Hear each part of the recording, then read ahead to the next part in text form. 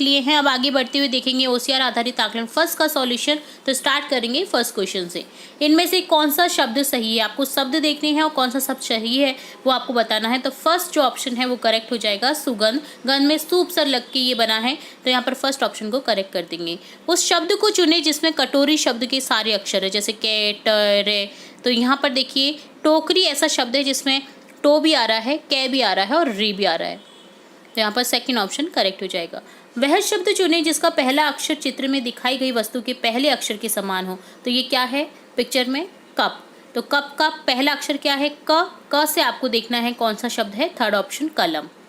वाक्य को सही तरीके से पूरा करने के लिए उचित विकल्प चुने। मेरे भाई ने अपने घोड़े रिक्त स्थान एक छोटा अस्बल बनाया। अस्बल जहाँ पर घोड़े का निवास रहता है, तो यहाँ पर घोड़े के लिए हो जाएगा, तो यहाँ ऑप्शन सेकंड करेक्ट हो जाएगा। नीचे दिए गए वाक्य के लिए सही विकल्प चुनें। अरे यह मूर्ति तो बहुत सुंदर है। अरे वाह ये शब्द बोले जाते हैं जब हम आश्चर्यचकित हो जाते हैं। विस्मय बोधक चिन्ह आ जाएगा यहाँ पर ऑप्शन फर्स्ट। अरे के बाद में ये चिन्ह आ जाएगा, देन हो जाएगा यह मूर्ति तो बहुत सुंदर है, पूर्ण विराम चिन्ह। इसमें से किस में सभी शब्दों में बड़ी ई की आवाज़ सुनाई देती है। जैसे देखिए सेकंड ऑप्शन है जिसमें बड़ी की मात्राएं हैं सभी में, मिठाई, टोकरी, चींटी। उस वाक्य को चुनें जिसमें वर्तनी की गलतियां नहीं हैं।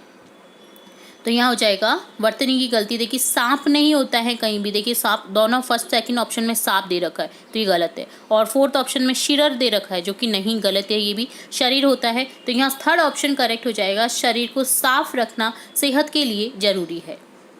अगला क्वेश्चन है जिसमें कहानी है, जिससे रिलेटेड कुछ क्वेश्चन पूछे जाएंगे जिनके आपको आंसर करने हैं। तो कहानी है, एक चींटी और एक कबूतर बहुत अच्छे मित्र थे। एक दिन चींटी नदी के किनारे खेल रही थी, तभी वे फिसलकर नदी में गिर गई। कबूतर ने अपने मित्र को डूबते हुए देखा तो उसे बचाने के लिए कबूतर ने एक पत्ती नदी में फेंकी।